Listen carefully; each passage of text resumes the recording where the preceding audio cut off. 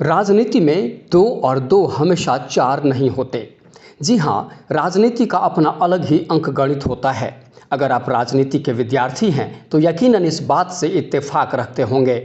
हम बात कर रहे हैं हनुमानगढ़ नगर परिषद की अंदरूनी सियासत की, जहां पर बुधवार को सभापति गणेश राज बंसल और उपसभापति अनिल खीचड़ आमने सामने हो गए।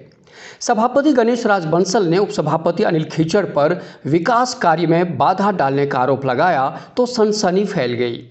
बंसल ने तो टूक कहा कि खीचड़ के परिजनों ने भूखंडों की नीलामी के वक्त फेक बोली लगाकर व्यवधान डालने की कोशिश की ताकि नगर परिषद आर्थिक रूप से मजबूत ना हो और शहर का विकास ठप हो जाए।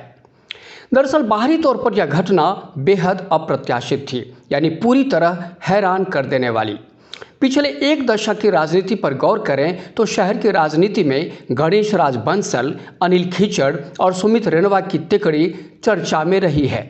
पिछले बोर्ड में तो इस तिकड़ी ने सत्ता पक्ष को चने चबाने के लिए मजबूर कर दिए थे। फिर जब चुनाव आया तो इस तिकड़ी ने सत्ता हासिल करने के लिए एक नया फार्मूला ईजाद किया। बिल्कुल ठीक सुना आपने, सियासी फार्मूला, और वह था अपनी पत्नियों को चुनाव मैदान में उतारने का। संयोग देखिए, तीनों की पत्नियां भी चुनाव जीत गईं। इस लिहाज से यह तिकड़ी 6 पार्षदों की ताकत रखने वाली हो गई। चेयरमैन के चुनाव में यह 6 वोट महत्वपूर्ण हो गए।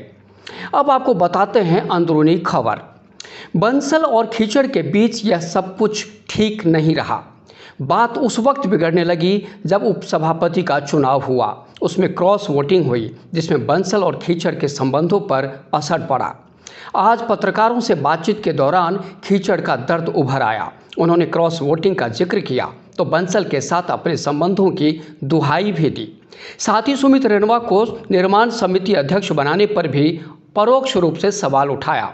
मतलब साफ है, दोस्त दोस्त ना रहा, प्यार प्यार ना रहा।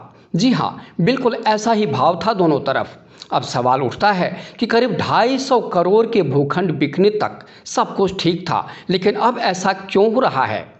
बंसल समर्थकों का कहना है कि चूंकि सभापति गणेश राज बंसल विधानसभा चुनाव लड़ने के लिए ताल ठोक रहे हैं, ग्रामीण क्षेत्रों में जनसंपर्क करने लगे हैं, ऐसे में दो सियासी घराने उन्हें कमजोर करने के फिराक में जुट गए हैं। उपसभापति अनिल खीचड़ विधायक चौधरी विनोद कुमार के खास सिपह सालार माने जाते हैं और बीजेपी जिलाध्यक्ष बलवीर बिश्नोई पूर्व मंत्री डॉक्टर राम प्रताप के विश्वास पात्र। बंसल समर्थकों का कहना है कि दोनों ने ही बोली प्रक्रिया को प्रभावित करने का प्रयास किया है।